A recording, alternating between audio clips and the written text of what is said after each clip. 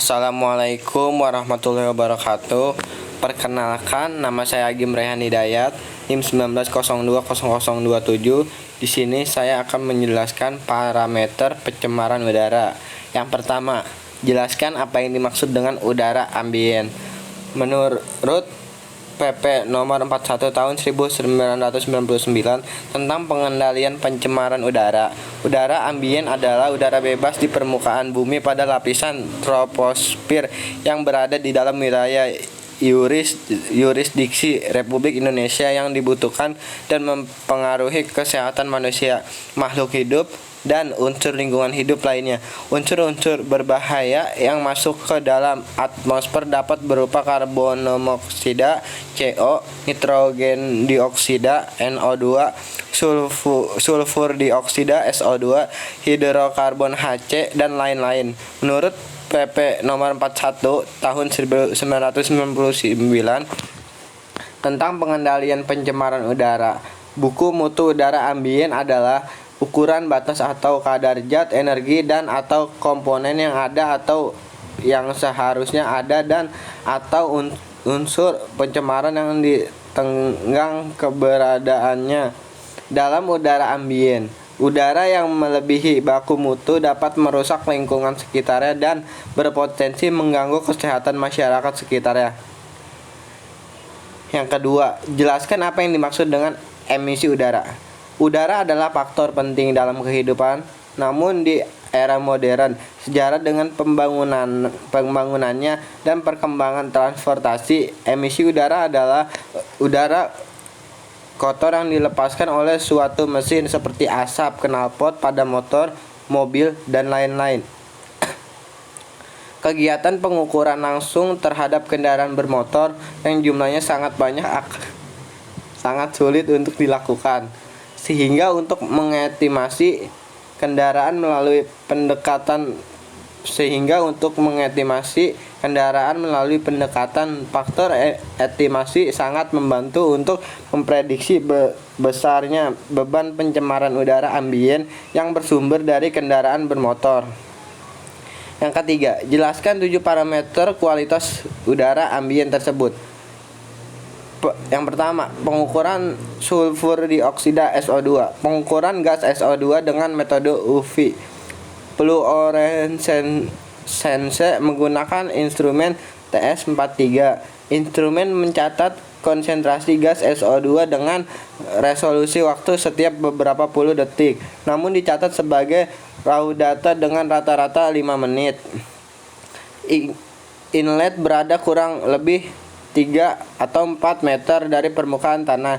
Inlet udara menggunakan bahan dari polietilen dengan pertimbangan bersifat inert atau tidak bereaksi dengan sampel yang dianalisa. Pengukuran karbon monoksida CO. Pengukuran karbon monoksida diperoleh dari instrumen HORIBA APMA360 CO Analyzer. Instrumen ini beroperasi menggunakan metode non-dispersive infrared enriched spectroscopy. Konsentrasi CO dihitung berdasarkan kompensasi pengurangan intensitas cahaya berada prinsip berlambat. Detail mengenai metode pengukuran dapat dilihat pada publikasi lain Hane DKK 2008. Resolusi data yang dihasilkan kemudian diolah menjadi agregat per jam untuk diproses lebih lanjut sesuai dengan keperluan perhitungan nilai ISPU. Keluaran data konsentrasi CO memiliki satuan ppb. Pengukuran nitrogen dioksida NO2. Pengukuran gas NO2 dilakukan instrumen TS42 trace level. Instrumen ini diperuntukkan untuk monitoring gas NO2, NOx di daerah terpencil. Sesuai dengan istilah nama trace level pada nama instrumen, nilai konsentrasi gas terukur dinyatakan sebagai mixing ratio atau fraksi mol dalam orde ppb per billion. Pengukuran ozon permukaan O3. Pengukuran ozon permukaan O3 dilakukan dengan menggunakan instrumen TEI tipe 49C ozon analyzer. Detail mengenai metode pengukuran dan hasil pengukuran beserta koreksinya ini dapat dilihat pada publikasi lain. Pengukuran parameter partikulat PM10. Pengukuran PM10 diukur dengan menggunakan instrumen BAM 10. Instrumen ini bekerja berdasarkan prinsip pelemahan partikel sinar beta yang melalui materi padatan yang dikumpulkan dalam pita filter yang terbuat dari fiber. Hidrogen non-metana. Hidrokarbon non-metana merupakan senyawa hidrokarbon fraksi C1 C5 tanpa metana. Timbal Pb. Salah satu sumber pajanan penyakit adalah pajanan yang berasal dari logam berat. Sejak maraknya industri yang berkembang di dunia, termasuk Indonesia, penggunaan logam berat belakangan semakin banyak dilakukan selain lebih mempermudah proses industri. Beberapa logam berat juga memiliki kelebihan yang unik sehingga dapat digunakan untuk banyak hal. Salah satu logam berat yang kian marak digunakan oleh masyarakat adalah timbal Pb. Timbal adalah salah satu logam berat yang sangat dekat dengan masyarakat. 4. Jelaskan karakteristik dari 7 parameter kualitas udara ambien tersebut. Karbon monoksida CO, karbon dioksida CO2, sulfur dioksida SO2, nitrogen dioksida NO2, hidrokarbon HC, klorokarbon CFC, timbal Pb, dan partikular PM10. Zat polutan di udara bebas memiliki beberapa sifat. Bentuknya yaitu ada memiliki bau, ada yang tidak memiliki bau, dapat dilihat, tidak dapat dilihat, dan berwarna atau tak berwarna. 5. Jelaskan tentang indeks standar pencemaran udara ISPU.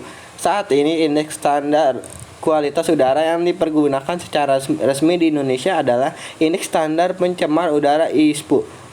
Hal ini sesuai dengan keputusan Menteri Negara Lingkungan Hidup Nomor KEP 45 atau MENLH-1997 tentang Indeks Standar Pencemar Udara. Dalam keputusan tersebut yang dipergunakan sebagai bahan pertimbangan diantaranya bahwa untuk memberikan kemudahan dari keseragaman informasi kualitas udara ambien kepada masyarakat di lokasi dan waktu tertentu, serta sebagai bahan pertimbangan dalam melakukan upaya-upaya pengendalian pencemaran udara perlu disusun indeks standar pencemaran udara. Indeks standar pencemaran udara adalah angka yang tidak mempunyai satuan yang menggambarkan kondisi kualitas udara ambien di lokasi dan waktu tertentu yang didasarkan kepada dampak terhadap kesehatan manusia, nilai estetika dan makhluk hidup lainnya.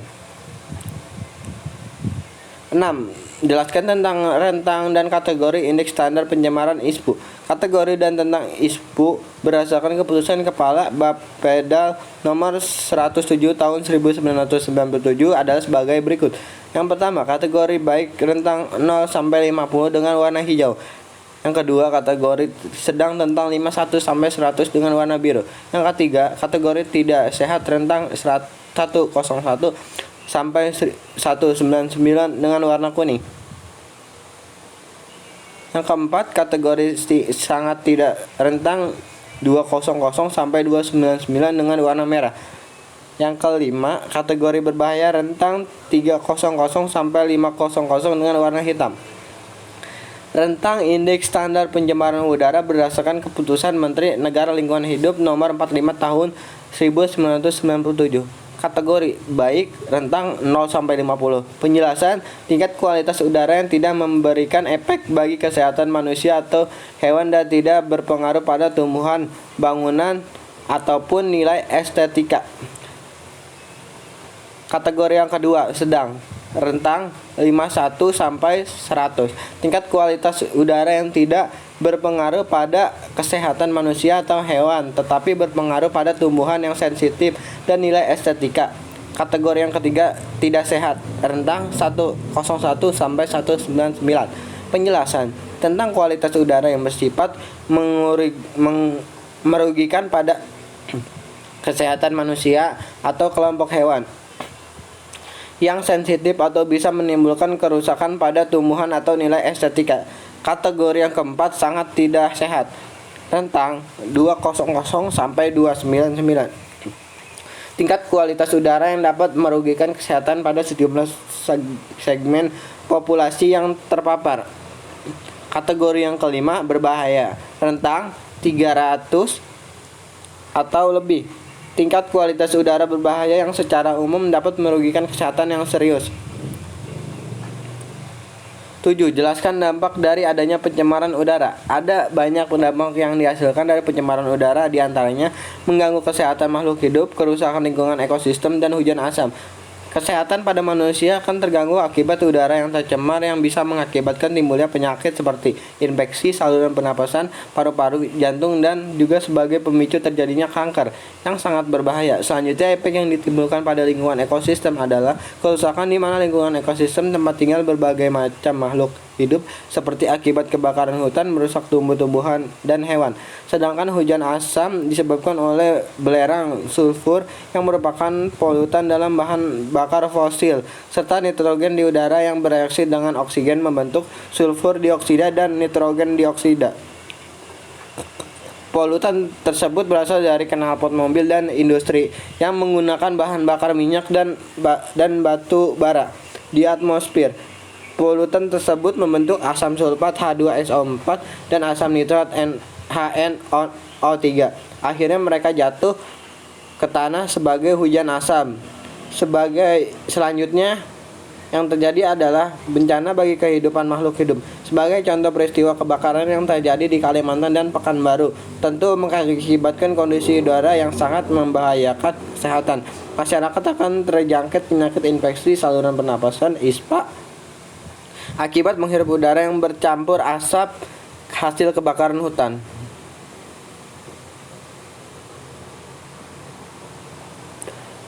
Referensi.